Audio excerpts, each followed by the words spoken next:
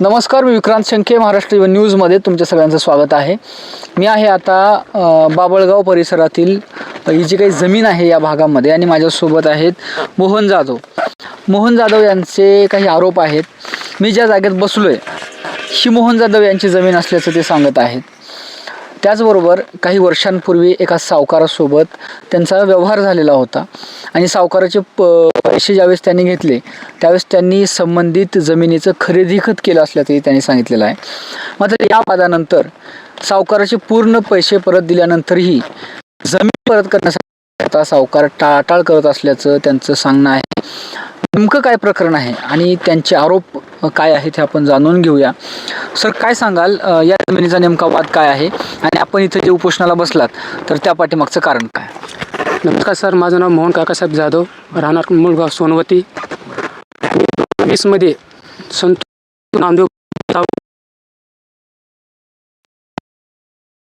6 लाख कर्ज घेतले होते. 6.5 लाख कर्ज घेतले होते. एका वर्षामध्ये दाम दुप्पट द्यायचे असं बोलणं. कोणत्या वर्षी व्यवहार झाला? 2020 मग काय झालं, म्हणजे तुम्ही कर्ज घेतल्याच्यानंतर ते फेडलं का कर्ज असं फेडलं. मी 2021 अंकुश मंगल नागेमी यांना 20 गुंठे जमीन विकून त्यांच्या हस्तेच त्या सावकाराची परतफेड केली 13 लाख रुपये. केल्यानंतर आम्ही त्याला काही वेळेस म्हणलं, बाबा आमची जमीन परत दे. त्यांनी म्हणजे आज देऊ, उद्या देऊ, आमच्या अकाउंटवर 13 लाख रुपये त्यांनी ट्रान्सफर केले. आम्ही त्यांना आम्ही जॉब विचारला, ही 13 लाख आम्ही आमच्या अकाउंट कशासाठी टाकले तुम्ही? त्यांनी म्हणले, ही जमीन माझी आहे, आता तुमच्या ह्याच्यामध्ये काही आर्थिक काही संबंध नाही आहे असं म्हणले. नामदेव सुरकुटे आणि संतोष नामदेव भंगे. बरं, आता तुम्ही भंगेंसोबत जो व्यवहार केला होता त्यानंतर मग सुरकुटेंचा अँगल कुठे काय झालं? संतोष नामदेव भंगे यांनी नामदेव सुरकुटे यांना जमीन विक्री केली माझी. बरं, किती आहे जमीनचं क्षेत्रफळ? जमीन आहे माझी 44.50. बरं, मग आता तुम्ही आज उपोषणाला बसलाय तर मग ह्याच्या पाठीमागचं काय कारण आहे, काय मागणी आहे तुमच्या? माझी मागणी अशीच आहे की माझी जमीन त्यांनी परत करावी. त्यांची काय व्याज मुद्दल असेल मी त्यांना द्यायला तयार आहे. आणि पोलीस प्रशासन मला माझ्या जमिनीतून बेदखल करत आहेत. बरं, ताबा माझा असून देखील. कोणतं पोलीस स्टेशन आहे? ग्रामीण पोलीस चौकी. तुम्ही इथं का अर्धा ते संबंध नाही, तुम्ही ते यायचं नाही.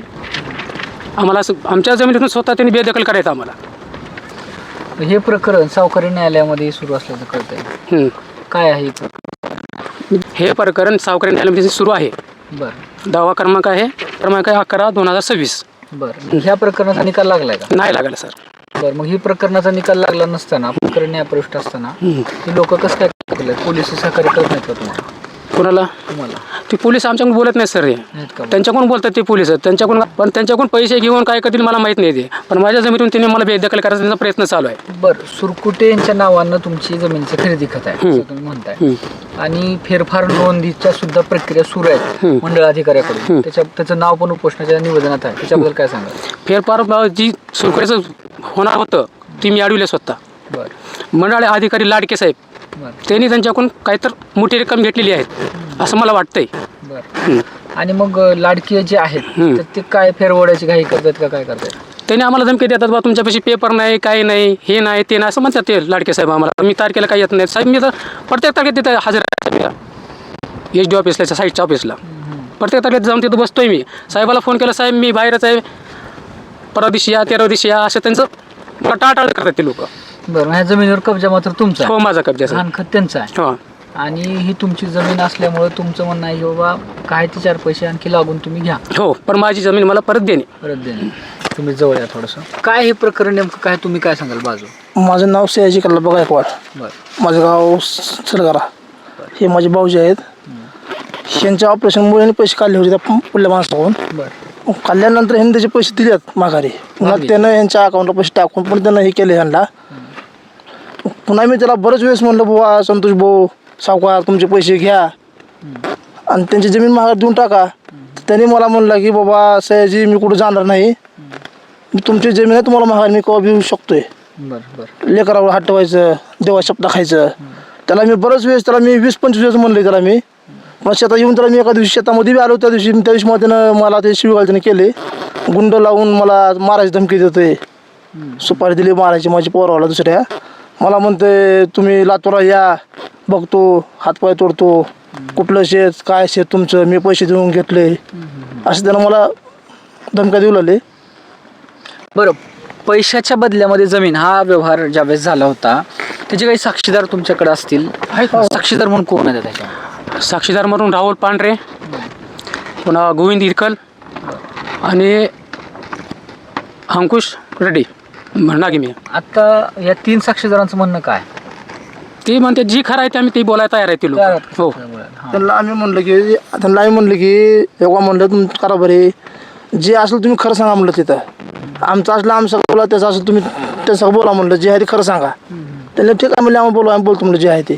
बरं, ते खरं बोलाल? हो खरं बोलतो म्हणलं, त्यांचे आहे ते बोलून टाका म्हणलं. आम्ही म्हणलो आमच्याकडून बोलू नका, त्याच्याकडून बोलू नका, जे तुमच्या समोर घडलंय आहे ते त्याला तुम्ही बोलायला सांगा म्हणून सांगितलंय. सांगितलं त्यांना. बोलतो म्हणले तुम्ही. त्यांनी म्हणले आम्हाला कुठेही बोलवा, जी खरं आमच्या डोळ्यासमोर जे घडले ते आम्ही खरं बोलायला तयार आहेत असं म्हणले ते. तर हे प्रकरण एकंदर असं आहे. आता मी ज्या या छोट्याशा जागेमध्ये आहे जिथं अत्यंत अभावग्रस्ततेमध्ये या 2 शेतकऱ्यांचं उपोषण सुरू आहे. त्यांचं असं म्हणणं आहे की काही वर्षांपूर्वी त्या ठिकाणी या जमिनीचा व्यवहार झालेला होता.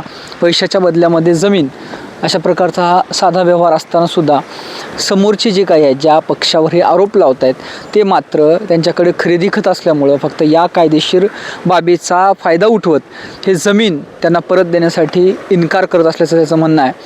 महाराष्ट्र जीवन न्यूजच्या वतीनं समोरच्या माणसांची सुद्धा म्हणजे समोरच्या पक्षांची बाजूसुद्धा ऐकली जाणार आहे. त्याचबरोबर या व्यवहारामध्ये काही साक्षीदार असल्याचं ते सांगतायत, तर साक्षीदारांची सुद्धा बाजू जाणून घेतली जाणार आहे.